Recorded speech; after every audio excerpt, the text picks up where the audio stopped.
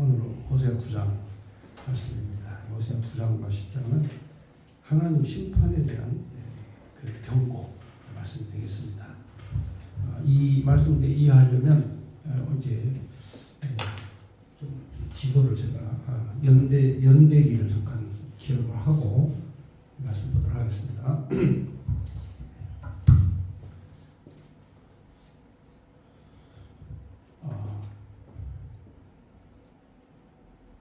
다윗 왕 시대 때부터 그리고 다윗 그다음에 솔로몬 그리고 이제 이 나라가 이제 두 개로 갈라집니다. 이 여로보암, 르호보암이죠. 르호보암 때 이제 나라가 두 개로 갈라지죠. 그래서 이제 여기는 이제 북왕국 여로보암이 통치하는 시기가 됩니다. 이렇게 해서 이스라엘 나라가 이제 유다와 남쪽 유다와 북쪽 이스라엘하고 이렇게 이제 나라가 분국이 되는 거죠. 이렇게 해서 다윗과 솔로몬 시대 때 분국이 되고 이때가 이제 930년 나라가 갈라지고 이때가 이제 930년 다윗이 왕권을 잡고 이스라엘 국가를 세울 때는 이제 우리가 대략 역사적으로 그 천년으로 봅니다. 근데 이제 정확하게 하면은 1100년에서 970년.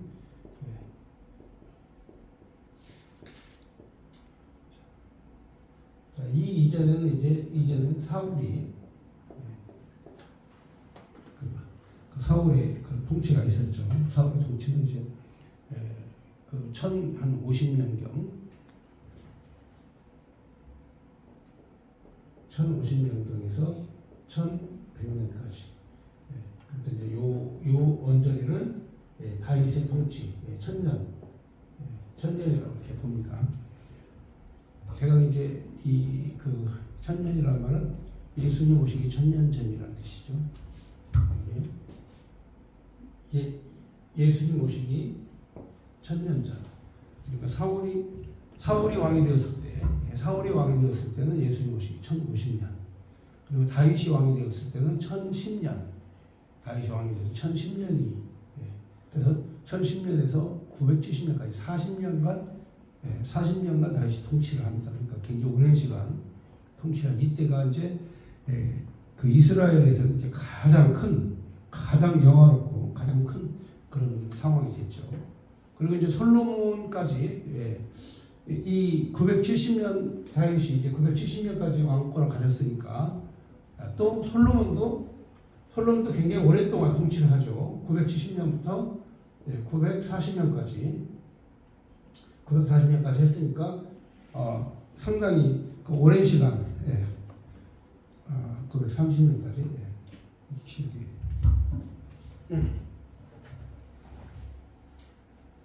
970년에서 930년까지 상당히 오랜 시간 동안 솔로몬이 통치를 합니다. 그리고 이제 르호보암 시대 때 솔로몬의 아들 르호보암 시대 때 이 나라가 이제 분국이 됩니다. 그래서 북쪽 이스라엘하고 남쪽 유다하고 이제 나라가 갈라지죠. 이렇게 갈라집니다. 이때 나라가 분국이 됩니다. 그래서 북쪽 왕국하고 남쪽 유다하고 이제 나라가 이제 여전히 갈라집니다. 그래서 이때가 930년 나라가 분국될 때 바로 나라가 갈라져 버리죠. 930년부터 솔로몬이 르호보암의 왕권을 주자마자 바로 북쪽에 930년 여로보암이 나라를 분국해서 북이스라엘과 남쪽 유다가 갈라집니다. 그리고 이렇게 북쪽 이스라엘과 남쪽 유다가 갈라져서 이렇게 가다가 북쪽 이스라엘은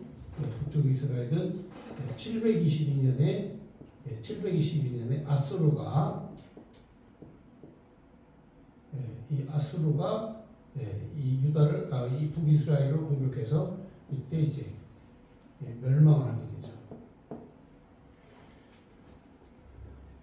이때의 그 왕이죠. 그 마지막 왕이 호세아입니다. 마지막 왕 이름도 호세아고 지금 우리가 나오는 이 호세아는 선지자입니다. 좀 이름 똑같아요. 이름 똑같은데 약간의 그 차이가 있습니다. 그 호세아 왕이 통치하고 다스리던 북이스라엘, 북이스라엘이 그 완전히 망할 때 이때의 왕도 이제 호세아 시대에 호세아 왕 때 망하죠. 그리고 선지자는 좀 오랫동안 이후로 나라가 망하고 난 다음에도 상당히 오랫동안 그러니까 이때 호세아에 의해서 나라가 망하고 난 다음에도 715년까지 호세아 선지자가 선지자죠. 이때는 호세아 선지자가 말씀을 외치죠. 722년 나라가 망하기 전에 호세아 선지자가 나타나서 하나님의 말씀을 전합니다. 그러니까 이 기간이 이 호세아 선지자가 말씀을 전했던 이 기간이 사실상 겹쳐 있죠. 호세아 선지자는 이제 상당히 오랜 시간 동안 예언을 합니다. 오랜 시간 동안 예언하는데 750년부터 약 715년까지 약 35년간 호세아 선지자가 예언하는데 이 호세아 선지자가 가장 열정적으로 나라가 망하는 상황을 경험을 하죠. 그 전에는 뭐 요나도 있고 뭐 요나 선지자가 다 있는데 이 선지자들은 앞으로 나라가 망할 것이다라고 얘기하지만 호세아 선지자는 직접 나라가 망하는 꼴을 눈으로 본 거예요. 아수르에 의해서 나라가 철저히 망하는 꼴을 눈으로 본 거예요, 바로. 그러니까 이 나라가 망하는 타이밍에 호세아 선지자가 예언을 했어요. 그러니까 얼마나 이 내용이 절박하겠어요. 나라가 망하는 것을 눈으로 보는 호세아의 심정이 얼마나 절박한가. 그래서 하나님께서 호세아에게 이 나라가 망하면서 이 실물 설교를 하셔 하나님께서 말씀을 주시죠. 그래서 타락한 음료 고멜과 결혼을 해서 그의 자녀를 음란한 자녀를 낳아라. 여기서 음란하다 말은 호세아의 씨가 아니고 다른 남자의 씨의 자녀를 낳아라. 이게 어떤 의미를 가지고 있냐면 북이스라엘이 이미 이제 나라를 빼앗겨서 바로 아수르에 의해서 나라가 망하게 될 것이다. 그러니까 이 하나님이 사랑하셨던 이 이스라엘이 이렇게 이방에 의해서 철저하게 아주 망하는 이 꼴을 호세아 선지자가 이제 보게 되죠. 자, 그렇다면 호세아 선지자는 무슨 얘기를 해야 되냐? 나라가 망하는데 무슨 얘기를 해야 되냐 이거죠. 자, 나라는요 망하면 끝나지 없죠. 그렇잖아요. 나라는 망하면 끝나고 없어요. 그 명나라 시대도 청나라도 다 나라는 망하면 끝나고 없습니다. 고구려도 백제도 신라도 나라가 이미 망했기 때문에 없어요 그냥. 근데 뭐가 남냐면 역사의 교훈이 남죠. 역사의 교훈. 그러니까 북이스라엘은 비록 망했다 할지라도 남쪽 유다에게 이렇게 하나님을 배신하니까 나라가 망하더라. 얘기를 하면서 이 이스라엘 유다 민족들이 이 망하는 앞으로 이제 좀 있으면 북이스라엘이 망하지만 좀 더 가면 이제 남쪽 유다도 망합니다. 606년에 이제 그 느부갓네살 바벨론에 의해서 이제 유다도 이제 멸망을 하죠. 유다도 멸망을 하고 그다음에 또 성전도 파괴되고 자 이렇게 성전도 파괴되고 포로로 끌려가죠. 그런데 이제 여기서 중요한 것은 그렇습니다. 여기서 중요한 건 회복이 된다는 거죠. 고레스 대왕에 의해서 고레스 대왕이 537년에 해방이 됩니다. 포로에서 해방되죠. 이때 이제 왕이 고레스입니다. 고레스에 의해서 해방이 돼서 유다 백성들이 다시 본토로 돌아옵니다. 본토로 다시 돌아오는 이제 이 알리아 사역이 일어나기 시작하죠. 알리아라는 말은 이제 귀환하다는 뜻이거든요. 그러니까 세계 만방에 뿔뿔이 흩어졌던 아브라함과 이삭과 야곱의 후손들이 이제 이 알리아로 말미암아 해방돼서 돌아오죠.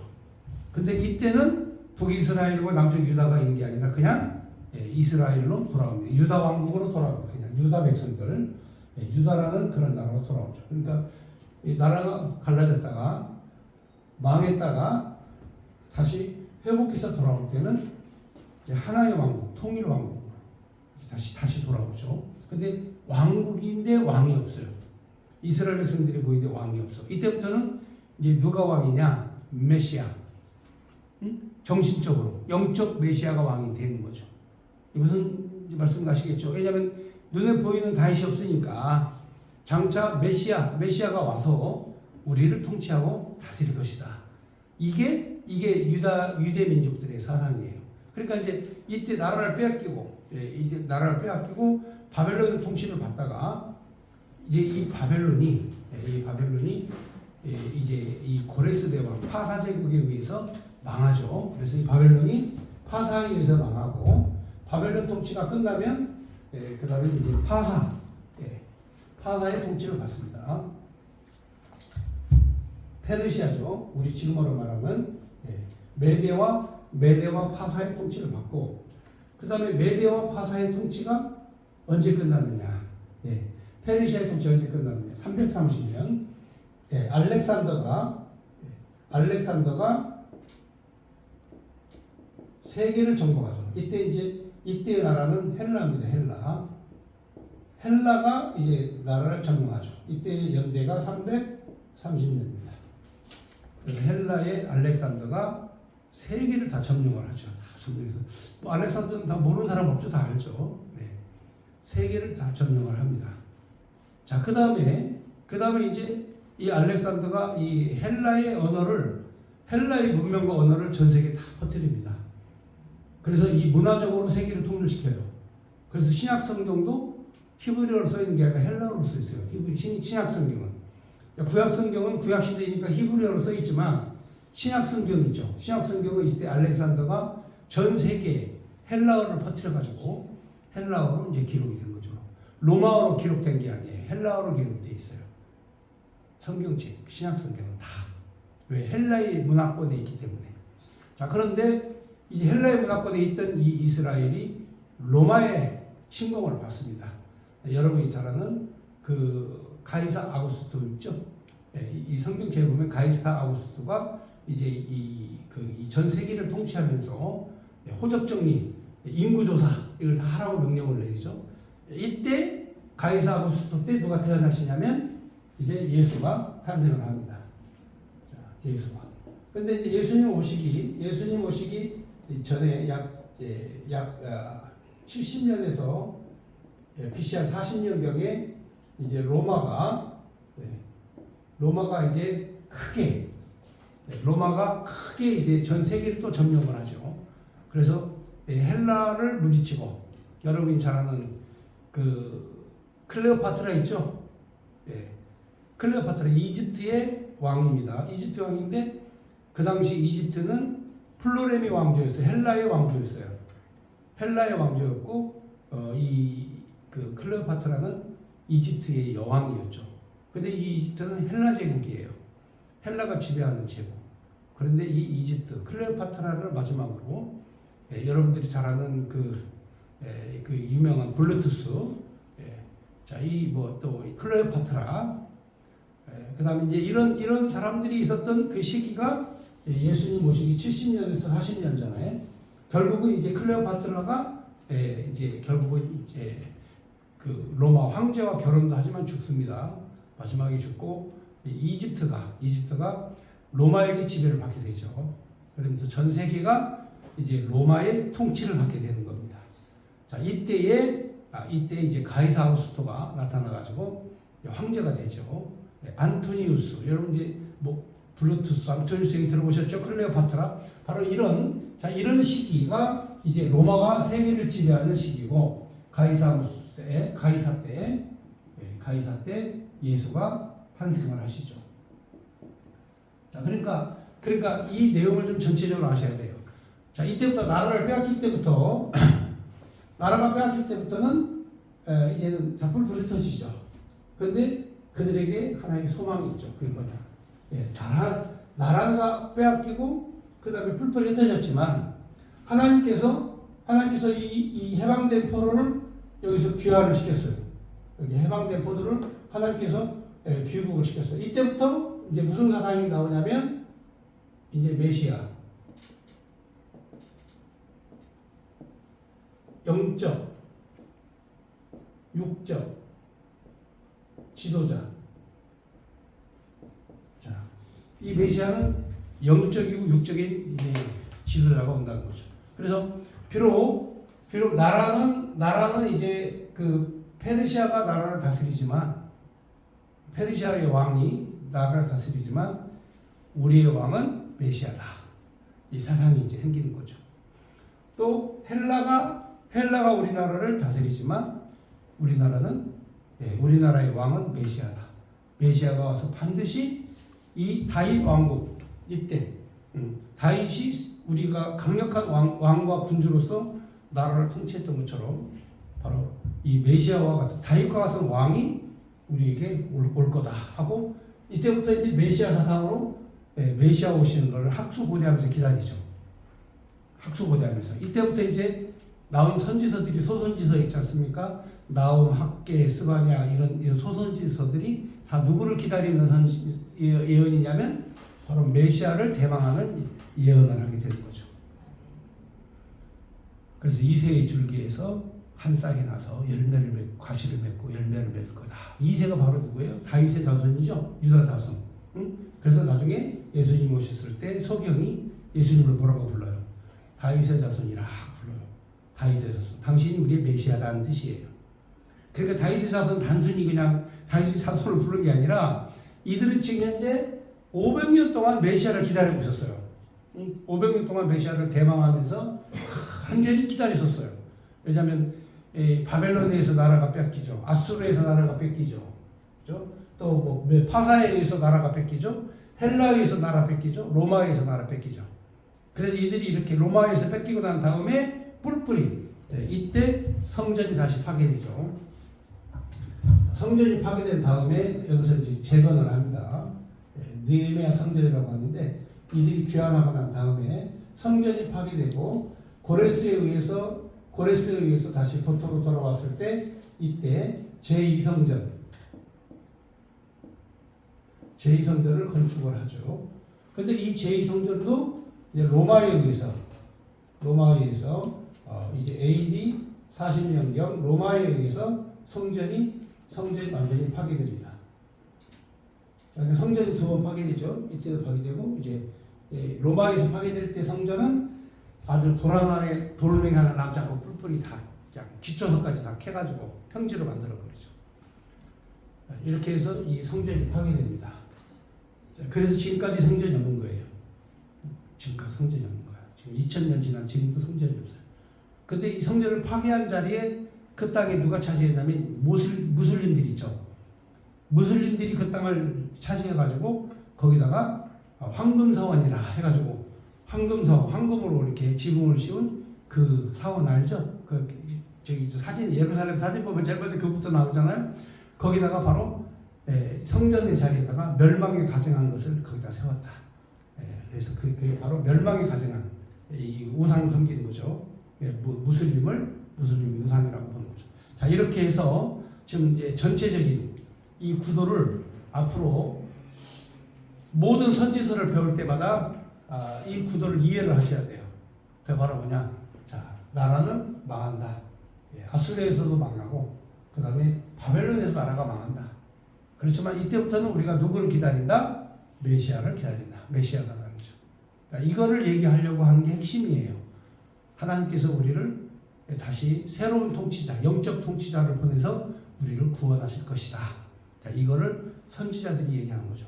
그럼 선지자들의 사명이 뭐냐? 선지자들은 예수님을 증거하는 게 사명이에요. 이사야든, 예레미야든, 다니엘이든, 에스겔이든 모든 선지자는 다 누구에 대한 증거? 장차 우리를 통치하고 다스릴 메시아가 온다. 이 메시아에 대한 예언을 하는 게 선지자의 책임이에요. 그러니까 여러분들이 그 마지막 선지자요, 마지막 사사요 선지자였던 사무엘 선지자가 다윗을 선택해서 다윗에게 기름 붓죠. 그렇죠? 이게 선지자의 사명이라고 말이죠. 다윗은 장차 오실 메시아에 대한 예언적 성격을 갖고 있어요. 다윗은. 그래서 다시 다윗 왕과 같은 메시아가 이 땅에 올 것이다. 자, 그러니까 유대인들의 사상에는 다윗 왕처럼 왕권을 가지고 온다고 생각을 하죠. 근데 예수님이 다윗의 자손으로 오시지만 왕권이 없잖아요. 목수의 아들로 왔잖아요. 가난한 목수의 아들. 그 사람 보잘것이 없었잖아요. 그래서 유대인들이 예수를 죽인 거예요. 왜? 메시아가 아니니까. 자신들이 생각했던 메시아가 아니잖아요. 그렇죠? 유대인들이 생각했던 메시아는 이 다윗 왕처럼 왕권을 가지고 통치하고 다스리는 이 권세를 가지고 와야 되는데, 아니 목수의 아들로 와가지고 지가 메시아다 그러니까 이런 건방진 놈 봤나 해가지고 유대인들이, 대제사장들이, 서기관 바리새인들이 다 죽여버린 거예요. 예수가 왜 죽었느냐? 바로 메시아 사상 때문에 죽은 거라니까. 유대인들의 뿌리 박혀 있는 메시아 사상 때문에 예수가 십자가에서 죽은 거예요. 그런데 이게 참 대단한 거죠. 예수님은 사랑이시다. 하나님은 사랑이시다 그러잖아요. 하나님은 사랑이시다 그렇게 얘기하시는데 예수가 바로 사랑이시죠. 이전까지는 심판으로 사람들을 통치했지만 예수님은 사랑으로 통치했죠. 예수님 십자가에서 죽으심으로 사랑으로 통치했기 때문에 2000년 동안 이 믿음과 신앙이 유산이 현재 내려오는 거예요. 근데 유대인들은 사랑이 없어요. 유대인 심판이에요. 율법 어기면 돌로 쳐서 죽여버리고, 이제 호세아서에도 나옵니다만 칼로 그냥 죽여버리고, 이렇죠.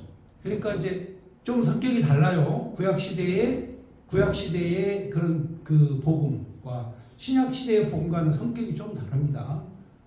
자, 그러면 호세아 우리 9장 한번 읽어보시면서 호세아의 그런 그 위치, 호세아의 시대 이거를 한번 점검을 해보면 북쪽 이스라엘이 망하는 722년, 북쪽 이스라엘이 망하는 722년에 이때 호세아 선지자가 예언을 했다.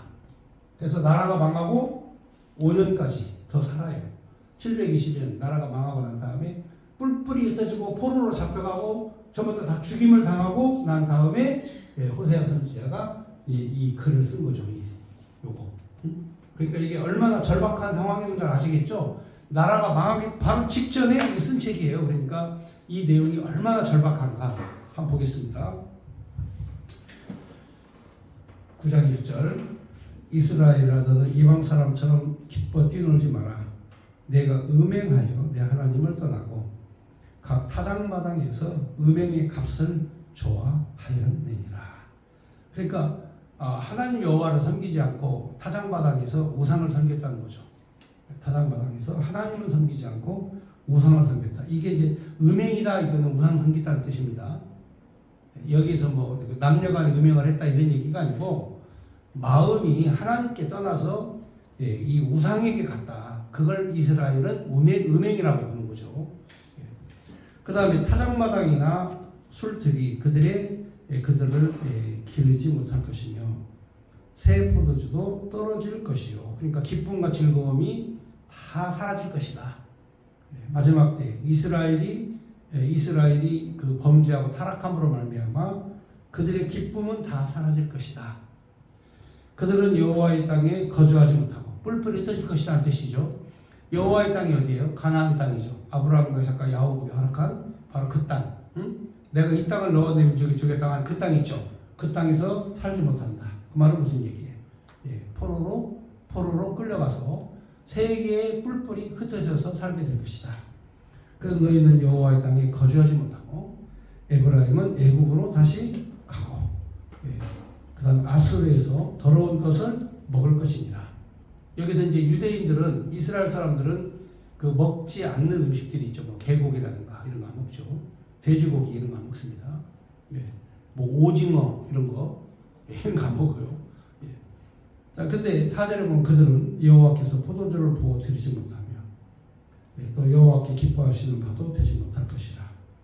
그들의 재물은 왜곡하는 자의 떡과 같아서 그것을 먹는 자는 더러워지나니 그들의 떡은 자기의 먹기에만 소용될 뿐이라.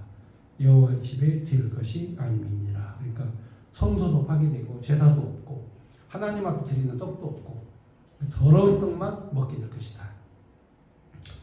자, 이 너희는 명절날과 여호와의 절기날에 무엇을 하겠느냐? 보라, 그들이 멸망을 피하여 갈지라도 애굽은 그들을 모으고 노은 그들을 장사하리니. 여기 노비라는 말은 그 당시에는 이제 이 이집트 있죠. 이집트의 수도가 멤피스였어요. 멤피스. 이집트의 수도가 뭐 카이로도 있고 또 멤피스도 있고 여러 개 수도가 있어요. 각 이제 왕조마다. 그런데 이 노브는 이제 멤피스. 그러니까 이집트의 수도입니다. 그러니까 이스라엘 자손들이 이 놉까지 가서 거기서 살고, 놉은 그들을 장사하리니 그들은 은은 귀한 것이나 진리가 덮을 것이고 그들의 장막 안에는 가시덤불이 퍼지리라. 그러니까 장막은 쳐놨는데 사람이 안 사니까 거기에 가시덤불이 가득 찰 것이다. 형벌의 날이 이르렀고, 형벌의 날은 이제 그 아수르에 의해서 북쪽 이스라엘이 멸망하는 그 시기죠. 722년. 바로 형벌의 날이 너희에게 이르렀다. 나라가 망한다. 그리고 보응의 날 온 것은 이스라엘이 알지라. 선지자가 어리석었고 신에 감동하는 자가 미쳤나니 이는 내 죄악이 많고 내 원한이 큼이니라. 그러니까 선지자와 하나님의 신에 감동된 사람들이 제 역할을 못하면, 선지자와 하나님의 신에 감동된 사람들이 미쳐버리고 제 역할을 못하면 나라가 망하는 거예요. 그 우리나라도 지금 현재 선지자가 제 역할을 못하면 나라가 지금 망하게 생겼다 이거죠. 공산주의에서 나라가 망하게 생겼다는 거죠. 여러분 그거 잘 아셔야 돼요. 1945년 이 일본에 의해서 나라가 해방되었을 때 우리나라의 대부분의 사람들은 80%가 다 공산주의자였어요. 사회주의, 공산주의로 이미 다 쇠뇌가 된 그런 상태였죠. 왜냐하면 거의 대부분이 양반이 아니었고 지주가 아니었어요. 거의 대부분 평민과 농민이었죠. 그리고 노예들이었죠. 자, 그런데 그들에게 공산주의는 해방이에요. 평등한 세상. 그 다음에 노예의 착취를 당하지 않는 세상. 그리고 누구나 다 공평하게 사는 세상. 여기 유토피아죠. 그렇죠. 그렇게 되면 그 유토피아 아닙니까? 그러니까 이런 사상을 전파하니까 농민들이 지금까지는 평생 대대로 자기 땅 한 번 못 가져봤는데 공산주의는 모두가 다 자기 땅이다. 이렇게 선전해 놓으니까 여러분 이게 완전히 이 나라를 완전히 다, 그러니까 80%가 공산주의자가 된 거예요. 여러분 1945년에 미군이 우리나라를 점령하고 미군 군정이 이제 실시가 됐어요. 그래서 신탁통치. 북쪽은 소련이 통치하고 남쪽은 미군이 통치하는 게 신탁통치예요. 근데 신탁통치를 결사 반대하는 사람들이 있었죠. 반대파들은 바로 조국통일, 우리는 하나다, 이렇게 외쳤죠. 왜 그런 줄 아세요? 남쪽도 이미 다 공산주의가 됐기 때문에 미군이 들어와서 미군이 통치하면 공산주의를 못 만들잖아요. 미군은 자유민주주의니까. 그러니까 신탁통치를 반대하는 거예요. 신탁통치 반대. 신탁통치를 찬성하는 것은 자유민주주의 계열 사람들. 이렇게 대한민국이 운명이 풍전등화에 있었어요. 정말. 백척간도 있었다니까요. 이때에 미군이 신탁통치를 시작하면서 온 그 대통령 대신에 온 사람이 바로 하지가 와가지고 우리나라를 1948년까지 45년, 46년, 47년, 48년 8월 15일까지 미군 군정이 나라를 다스렸어요. 4년간. 근데 미군 군정이 뭘 했느냐? 여론조사를 했어요. 미군 군정이 대한민국 국민들이 과연 공산주의냐 민주주의냐 뭘 받아들이느냐, 이걸 조사를 했더니 80%가 사회민주주의 공산당 교육을 받아가지고 박헌영이가 모든 마을마다 인민위원회를 만들어가지고 전부 다 세뇌를 시킨 거야. 밤마다 다 공산주의 교육을 시킨 거예요. 그래서 이 나라가 그야말로 공산주의 국가가 돼버린 거예요. 그런데 그러니까 제주도 있잖아요. 제주도 사람 사건. 응? 제주도 사람 사건 아시죠? 공산주의자들이랑 반란. 예, 그 다음에 여순 반란 사건.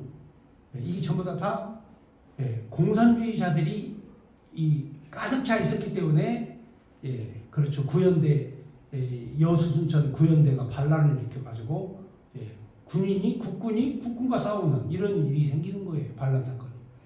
그러니까 백척간도에 있는 이 땅에 이승만이 대통령이 딱 되면서 이승만이 대통령이 되면서 나라가 이제는 예, 자유민주주의 대한민국으로 바뀌는 거죠. 이게 역사적으로 보면 굉장히 중요한 타이밍이에요. 이때 이승만 대통령이 1948년도에 대통령이 되고 난 다음에 1950년 6월달에 6.25 전쟁이 일어났죠. 근데 1950년 1월달에 6.25 전쟁 바로 일어나기 몇 달 전에 이승만 대통령이 토지 개혁을 했어요. 토지 개혁을 했습니다. 토지 개혁이 바로 뭐냐? 현재 농사를 짓는 땅의 주인은 그 농민이다. 그 사람이다. 그 사람의 땅이다. 하고 토지 개혁을 해서 이쪽 전라도 쪽 있죠. 다 평지잖아. 전부 다 농토잖아요. 응? 그걸 전부 다 농지 개혁을 해가지고 주인을 다 농민들로 하여금 주인이 되게. 그전에는 이제 뭐 지주들이 따로 있었고, 그 다음에 공산주의는 국가가 자기 땅이잖아요. 근데 자유민주주의에서 이 농민들의 개혁을 했는데, 그 당시에 그 호남의 그 지주들, 큰 땅 가진 부자들이 있죠. 응? 이 부자들이 바로 자유민주주의를 지키기 위해서 자기 땅을 다 내놓은 거야. 농민들이 다 준 거예요. 자유민주주의를 지키려고. 전부 다. 예, 그래서 이렇게 해서 우리 대한민국이 이제 자유민주주의 체제를 갖추자마자 6.25 때 전쟁이 일어났어요. 그러니까 이제 자유민주주의는 자기 땅이잖아. 내 소유, 내 등기잖아. 그러니까 이걸 지키기 위해서, 이게 자유구나라는 걸 알고 이걸 내 땅을 지키기 위해서 바로 이 대한민국이 공산군과 전쟁을 하게 된 거예요. 그 농지 개혁이 굉장히 중요한 의미가 있어요. 응? 모든 사람들에게 자유민주주의가 무엇인가를 설명을 해주고 한 방에 가르쳐줬잖아. 그동안에 박헌영이가 4년 동안이나 이렇게 각 인민위원회를 만들어 놓고 이 대한민국을 완전히 공산화 시켜놨는데, 이 이승만 대통령이 토지 개혁을 해가지고 이 공산주의가 나쁜 거를 가르쳐 놓은 거죠. 거기서 한 방에 그냥 국민들에게 가르쳐 준 거죠. 예, 그래서 개인의 소유. 그러니까 이 자유민주주의의 가장 특징이 뭐냐면, 공산주의는 내 소유가 없어요. 다 국가의 소유지. 그렇지만 자유민주주의는 내 것이 있어요. 내 것이. 작든 많든 크든 작든 내 것이 있잖아요. 응? 그러니까 내가 노력해서 내가 살아가는 이 자유민주주의를 가르쳐 주니까 호남에서 난리가 났죠. 예, 자유민주주의 만세. 그래서 공산당들이 6.25 전쟁 때 내려와가지고 가장 많은 사람을 죽인 게 바로 이 호남 사람들이에요. 호남 사람들이 가장 많이 희생이 됐어요. 왜? 자유민주주의에 대해서 아니까. 응? 공산당이 싫은 게 아니까. 그래가지고 이 자유민주주의라고 하는 것을 바로 이 전라도가 실천을 한 거예요. 사실은요. 지금 전라도는 뭣도 모르고 지금 현재 저렇게 좌파 좌익을 지지하고 그러지만 실제적으로 그러니까 여기에 오늘 성경 말씀에 보면은 이들이 이 음행을 한다, 우상을 섬긴다. 이게 바로 뭐냐면 지금으로 말하면 공산주의를 섬기는 거예요. 그리고 오늘날 목사님들도 이 공산주의를 숭배하고 그를 좋아하고 하는 사람들이 무지하게 많아요, 교회 안에서. 그러니까 이게 이 호세아 선지자가 보니까 여기 종교 지도자들이 타락하고 그 다음에 영적으로 예언해야 될 사람들이 미쳐버렸고, 나라가 망한 거죠. 그렇잖아요? 그래서 여기 보면 형벌의 날이 일어났을 때 7절에 보면 보응의 날이 온 것은 이스라엘이 알지라 선지자가 어떻게 됐다? 선지자들이 어리석었다. 그리고 영적으로 감동하여 예언하는 사람들이 다 미쳤다. 그래서 이는 내 죄악에 맞고 내 원한이 큼이라. 8절. 에브라임은 나의 하나님과 함께한 파수꾼이며 선지자들은 모든 길에서 새 잡는 자의 그물과 같고 그들의 하나님 전에 원한이 있더라. 선지자가 하나님 말씀을 가르쳐야 되는데 새 그물 있잖아요. 새가 날아다니는데 그물을 쳐놓고 기다리다가 새가 와서 걸리면 그거 잡아서 먹는 거 있잖아. 응? 선지자들이 이렇게 사냥을 한단 말이죠. 그물을 쳐놓고 자기의 이익을 위해서 이런 범죄와 죄를 저지르는 거죠. 그들은 기브아의 시대와 같이 심히 부패한지라 여호와께서 그 악을 기억하시고 그 죄를 벌하시리라. 자, 시간상 좀 진도를 나가야 될 것 같습니다. 벌써 55분이 됐네요. 자, 옛적에 내가 이스라엘을 만나기를 광야에서 포도를 만난 같이 하였습니다. 그러니까 얼마나 반가워요. 광야에서 지금 진짜 목도 마르고 배도 고픈데 포도를 만난 같이 반가웠는데 너희 조상들을 보기에 무화과 나무에서 처음 맺힌 열매를 봄같이 하였거늘. 처음에 이스라엘 백성을 볼 때는 그렇게 반가웠는데 근데 그들이 바알 부올에 가서 부끄러운 우상에게 몸을 들이므로 저희가 사랑하는 우상과 같이 가증하였도다. 이 바알 부올이라는 말은 이 부올이라는 말은 원래 산이라는 뜻이에요. 부올. 이렇게 산이라는 뜻이고 바알이라는 말은 바알의 산이라는 뜻이에요. 바알 부올은 바알의 산. 그러니까 바알의 산에 가가지고 이렇게 범죄를 저질렀다. 그러니까 이 에브라임의 영광이 새같이 날아가리니 해산하는 것이나 아이 되는 것이나 임신하는 것이 없으리라. 이제 나라가 끝났다 이거죠. 왜냐면 해산도 하고 임신도 안 하고 뭐 결혼도 안 하고 그러면은 끝난 거죠. 나라 끝난 거죠. 그렇잖아요. 지금 우리나라 끝난 거예요. 우리나라 지금 현재 이 농어촌이나 젊은 청년들이 거의 100만 명이 짝이 없어서 결혼을 못해요. 100만 명이. 성대비 있잖아. 성대비. 그 당시 현재 결혼할 때는 한 명씩만 낳는 때고 남아 선호 사상이 있어가지고 남자들이 많이 나가지고 이 100만 명이 나는 총각들이 현재 결혼을 못하고 짝이 없으니까. 그러면은 어쩔 수 없죠. 나라 망하는 거죠. 또 결혼도 안 하잖아요. 애도 안 낳잖아. 결혼했어도 애도 안 낳잖아. 그러니까 여기 보니까 이게 나라가 망. 그러니까 이 하나님이 복을 주실 때는 아브라함의 자손처럼 생육하고 번성하라. 이게 복이야. 다른 거 없어요. 가난하게 살든 여기 보세요. 이 사람들이 여기 이스라엘 자손들이 얼마나 힘들게 살아요. 나라 빼앗기고 그 포로로 끌려가고 이렇게 살아도 하나님이 생육번성해서 자손이 있으니까 기회가 있는 거야. 근데 자손마저 없으면 기회가 없는 거야. 무슨 말씀인지 아시겠죠? 여기 지금 이 호세아가 걱정하는 게 출산도 하지 않고 여기 있는 그 내용이 바로 해산도 하지 않고 임신하는 것도 없고 그러니까 나라가 망한 거라는 거죠. 그게 망하는 거다.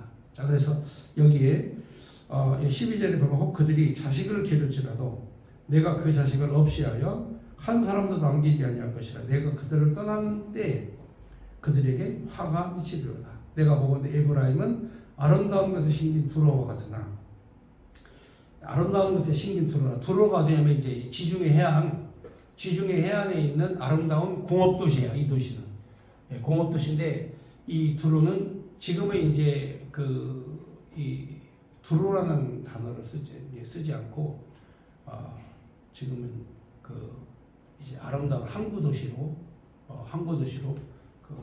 만들어졌는데 여기 이 아름다운 항구 도시가 이제 자식들은 살인하는 자를 끌어낸다. 그러니까 바뀐다 이거죠. 아름다운 도시가 바뀐다. 지금은 이제 들어가 레바논에 있어요. 레바논. 이스라엘 바로 북쪽에 있는 나라 레바논이라는 나라 있죠. 그 나라에 현재 있습니다만은 여기 14절에 보면 여호와께서 그들에게 주소서 무엇을 주시려 하시나이까 아이 배지 못하는 태 젖이 없는 유방을 주시옵소서. 야 진짜 여러분 이게 이렇게 범죄하고 타락하고 하나님을 떠나고 그들에게 하나님 아이 되지 못한 배 태와 젖이 없는 유방을 주시옵소서. 그들의 모든 악이 길갈에 있으므로 이 길갈이 이제 하나님의 처음에 성전이 짓기 전에 이 길갈리가 성막을 짓고 하나님의 예배를 드렸던 거룩한 땅이거든요. 근데 이 길갈리 숲으로 그러니까 그들이 하나님 앞에 섬겼던 이 길갈이 악이 되고 내가 그들에게서 미워하였노라. 그들의 행위가 악함으로 내 집에서 그들을 쫓아내고 다시는 사랑하지 아니하리라. 그들의 지도자는 다 반역한 자니라. 여기 지금 보세요. 여기 보면 북쪽 이스라엘 범죄해가지고 마지막 호세아 선지자가 지금 현재 딱 보니까 이제 나라가 곧 망하게 생겼다 이거죠. 왜냐하면 시기가 딱 이제 나라가 망하는 시기에 선자가 예언을 했기 때문에 이 예언을 정확하게 한 거죠. 이제는 나라가 완전히 망했다. 그들을 쫓아내고 다시는 사랑하지 아니하리라. 그들의 지도자는 다 반역자다. 16절 에브라임이 매일마다 그 뿌리가 말라 열매를 맺지 못하나니 비록 아이를 낳을지라도 내가 그 사랑하는 태 열매를 죽이리라. 애가 태어나도 내가 죽여버린다 이거죠. 그러니까 씨를 말려버리겠다는 거죠. 여러분 태어난 아이를 죽인다 그 말은 무슨 얘기예요? 북이스라엘은 씨를 말려버리겠다는 뜻이죠. 그러니까 진짜 하나님께서 확실히 정하신 것이 나라를 망하게 하시려고 나라를 망하게 해버리려고 정하신 거죠. 17절에 그래서 그들이 듣지 아니하므로 내 하나님이 그들을 버리시리니 그들이 여러 나라 가운데 떠도는 자가 되리라. 아까 제가 말씀드렸죠. 이들이 여기서 나라가 망하면 전 세계로 뿔뿔이 흩어져서 여러 나라에서 떠도는 자가 될 것이다. 자, 이렇게 예언한 내용 말씀을 여기까지 말씀드렸습니다.